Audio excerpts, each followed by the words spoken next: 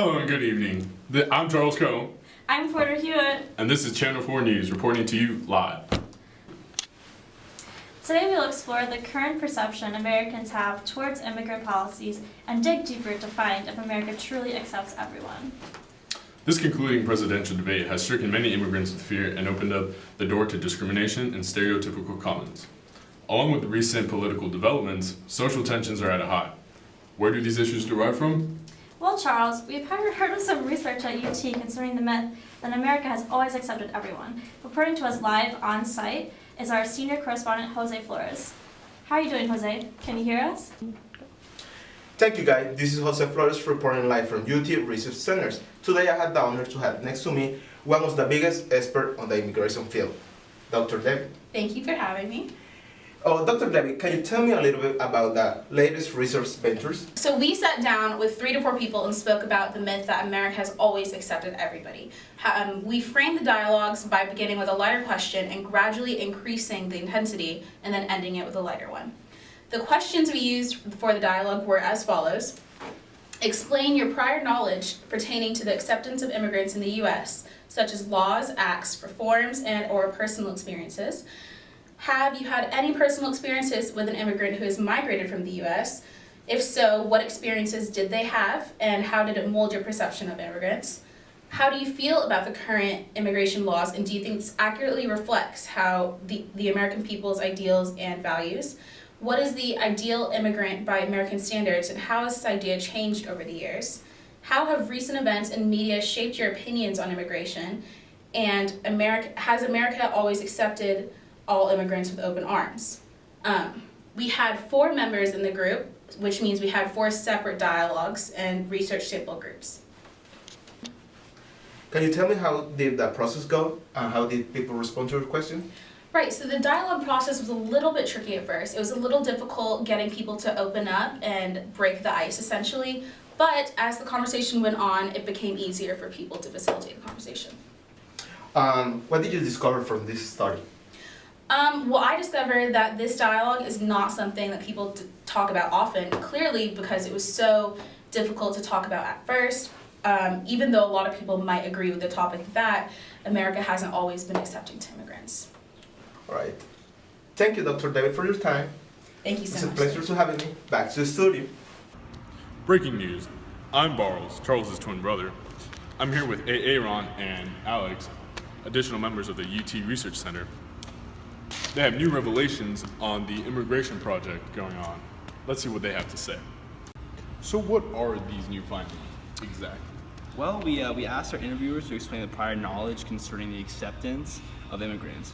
Gina explained both the historical and personal sides of the issues, the persecution of the Eastern Europeans during the immigrants during the 1900s, the 40s and the 50s with the Chinese, World War II with the Japanese, Middle Eastern discrimination, like terrorism, stuff like that.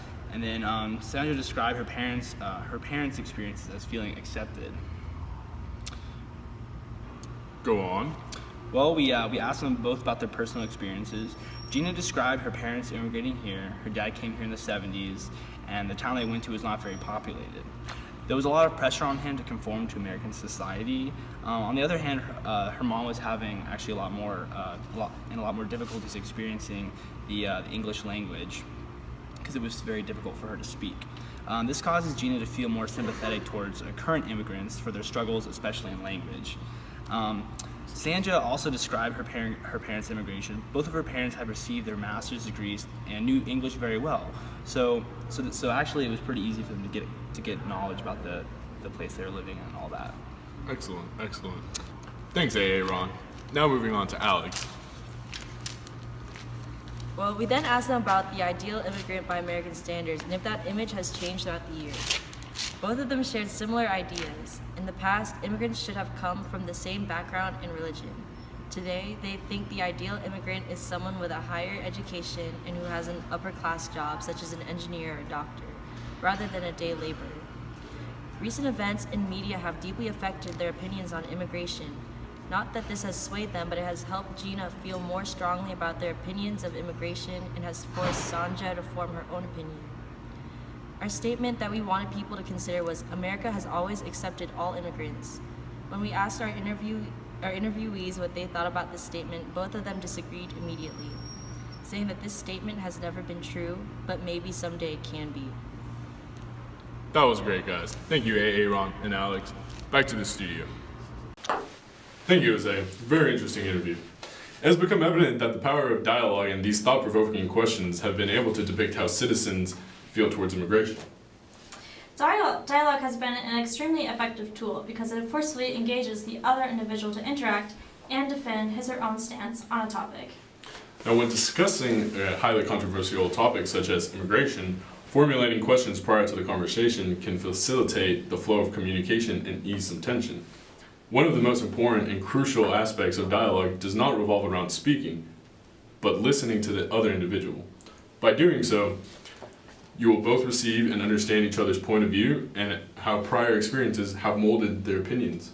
Well said, Charles. Thank you all for watching us on Channel 4 News. Catch us tomorrow night as we discuss Trump's developing staff. Don't forget to follow us on Twitter and Facebook at Channel 4 News for You. Good night and stay classy, Austin.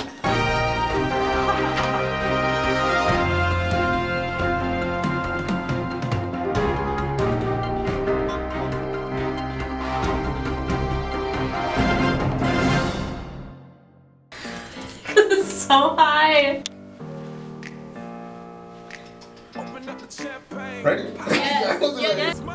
Hi, Borals here, Charles' twin brother. Thank you. Hi. I hated that. This causes China to feel more sympathetic. Going a little